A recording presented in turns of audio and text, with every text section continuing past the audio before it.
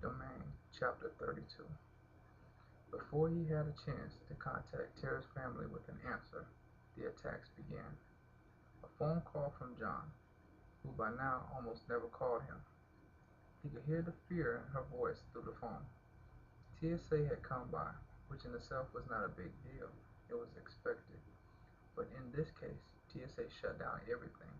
They took all the files on the computers, in effect putting the company out of business for what they called a 6 to 8 month investigation. This was almost never done, and only then if there was a high security risk. To make sure that the company did not try to continue operation, in this case they sent a letter to all of Joe's company clients informing them of the potential security risk and not to do business with the company until further notice. Why would anyone in their right mind do business with a company that TSA treated this way? It is not as if Joe's company had a monopoly on the courier business. They began to build a good reputation for being on time and efficient. Further, if there was a problem, the service was free, even if the driver broke down.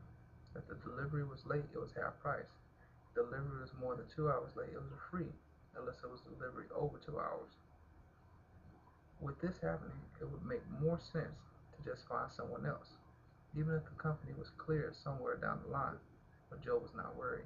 He had reserves. If needed, he could pay John to sit in the office all day doing nothing, even for 6 months. The bank called next and informed Joe that all of his personal accounts were frozen by an IRS audit.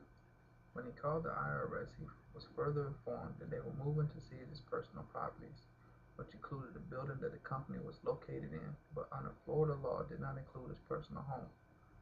Overnight, everything was gone or locked up so tight it would be months before they would be available again.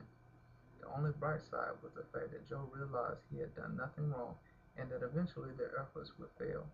But now it weighed heavily on his mind, at least now, as his lawyer. I had something to work with. I moved to get an injunction to free up funds frozen by the IRS. This was normally done in the case of criminal actions and there was a fear of flight. They had not even bothered to tell my client what the charges were. I also petitioned the courts to have them explain why this action was taken without a hearing of any kind where my client could defend himself. I got a court order to free the money, but I asked Joe to forego touching the money unless there was an extreme emergency.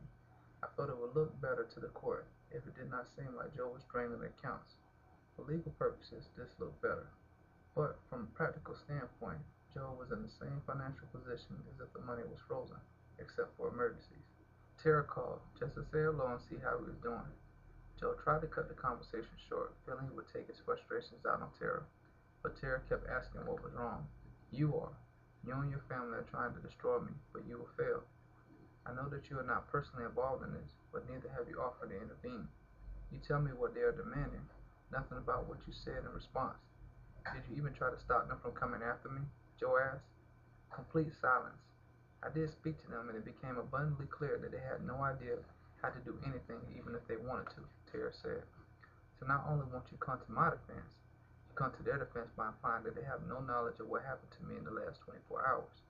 In fact, you say they are too incompetent to have done this even if they wanted to, Joe asked. Tara was in tears by this point. Joe realized that he had been yelling. He wanted to say he was sorry, but the words never came. Click, and Tara was gone. Joe was too mad to call her back. He had to figure out a way to survive until this thing was over. He had no income. All his funds were frozen figuratively. The brother and sister who could afford to give him a loan had a strict policy against it. So much so that they from time to time ask to borrow outlandish amounts of money so that they can point to that when they say no to giving a loan to other family members. Joe had a similar policy, the difference being that if he could afford it, he simply gave them money and asked that they help another family member in time of need and that would pay it back. Joe decided to go to the family members he had given money to and ask for their help. Most could not afford to. Others could only offer a loan. One wanted interest on the loan. It was Friday evening and Joe decided to go to the lake for the weekend, just to get away for a while, and he knew the fridge was well stocked. He went out on the lake and spent the night there. He was awakened the next morning with a call from Sharon, Alex's wife. Joe had not heard from her in quite a while. He wondered if she had the house wired on remote cameras to let her know when he came by the lake house. She had no idea where he was. She was calling to warn Joe that Alex's father was out to get anyone he felt profited from knowing his son.